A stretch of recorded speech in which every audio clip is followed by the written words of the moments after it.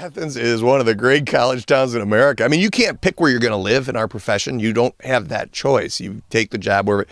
I get to live in Athens, man. It is really a special place, and certainly all of our alums feel that way. We've had 4 kids on campus that we've offered that are rising seniors. They've all committed to us. So either I got really good at recruiting, which I'm not so sure that happened, or Athens is really easy to sell. I was talking to Coach Solich about this, about different approaches to recruiting, because Coach Solich, as I alluded to earlier, he doesn't know what the nay even is. You seem like the kind of guy who is hip to that sort of thing, pop culture savvy. Yeah. How is it that both those approaches can work in sports? Well, you got to recruit to your style of kid. And just like there's all kinds of coaches out there, there's all kinds of kids out there too. You know, it's funny, people like to say, oh, coaching has changed so much. Kids have changed so much. No, but I do think you have to recruit to your personality. I like being around my kids. I like being young with my guys. So it's you know, Coach Solich has done it for so long. You know, he's been in coaching for, I want to say, 47 years of his life. You've seen everything. You've heard everything. I've been in 17 years. That's not doing too bad.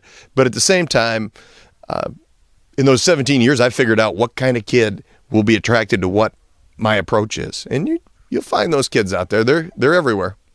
Do you need to? No, no problem. So much of that time was spent with the Bisons. Just how tough was that to leave?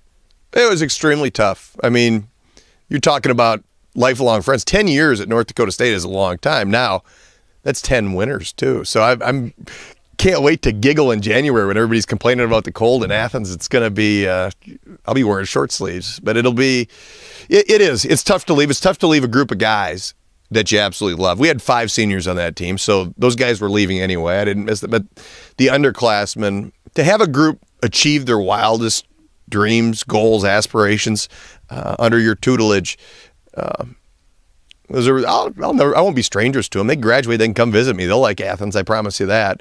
But, you know, 10 years in this profession is a blessing to be any given place. It doesn't happen that way. I want to say the average coaching tenure of a Division I head coach is 4 years. So I was there an eternity. It was great. I had a blast. Makes it a lot easier when where you're going is Athens. It really does. How many times have you ever Googled yourself?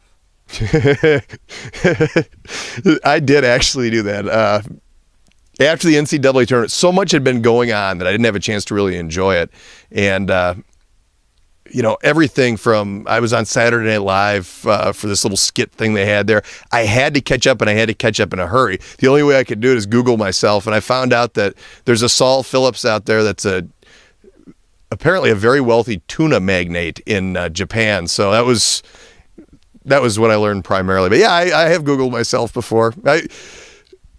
Yeah, it was interesting. Let's just put it that way. It was fun. The reason I ask is because when I do that, I get all these videos of you being emotional and really fired up.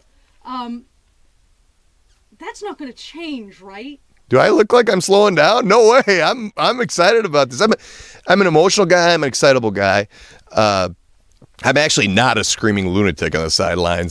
That probably is a little.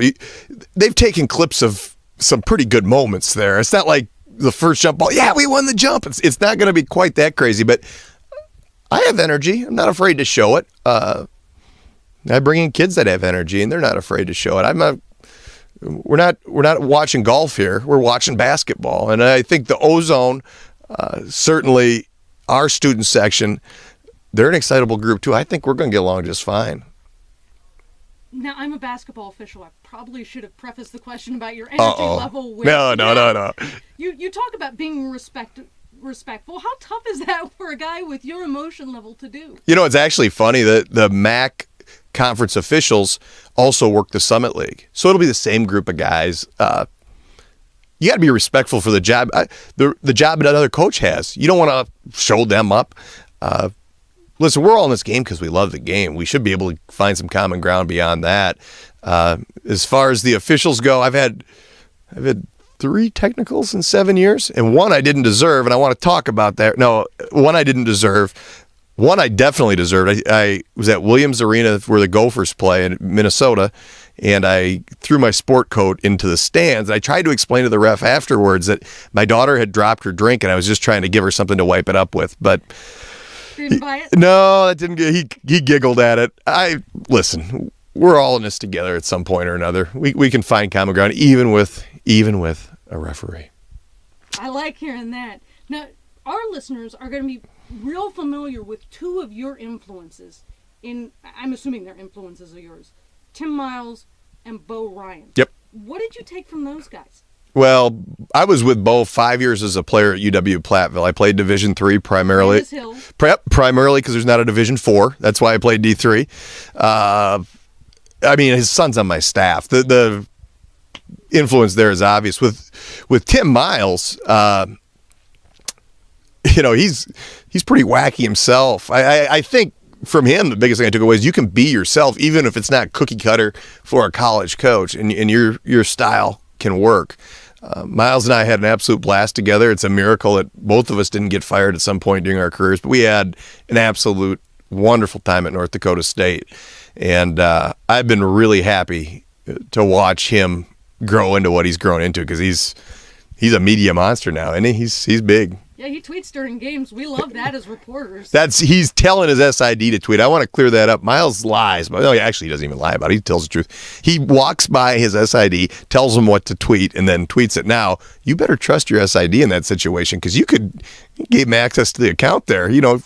Treat your SID well in that situation. They got a lot of power. Speaking of a lot of power, it seems to me that you've handed over a lot of power to opposing MAC coaches in that you've got 2 instructional videos out there. Do opposing coaches ever watch that kind of thing? Have sales of those videos skyrocketed in Athens since you've I haven't got my royalty check lately. If there's a big spike, I'll know that there's some more people watching it. But yeah, I think, first of all, they were both taken at clinics that I did. I don't remember particularly what I said. Hopefully it didn't get me fired at my last job, so it probably won't get me fired here. Secondly, I'm not real worried. I don't think it's a terrific video and you should buy it, but yet I don't think at the same time it's going to give anybody, we study each other a lot. They know what we're going to try to do. We're not trying to trick anybody. We're just trying to execute better than anybody else. And, like I say, maybe they'll have a little better beat on me, but I'll also have like an extra 75 cents in my bank account because that's the royalty I get off it, I think. So. Did you say you were on Saturday Night Live? I was. What was the deal with that? There was a skit, predictably, called NCAA Tournament Best of the White Guys. And it showed clips of white college players turning the ball over or making a solid fundamental pass. And it was a parody on the tournament. And they said at some point, and then they graduate and become college coaches. They showed the picture of me doing the Bison Horns thing at the end of the game. So, yeah, all of this wonderful stuff has happened. I got a call from Charles Barkley after the game. Yeah, a lot of stuff went on, but I think being on Saturday Night Live, that gives me some real street cred, even if they were poking fun at me. But who don't they poke fun of, right?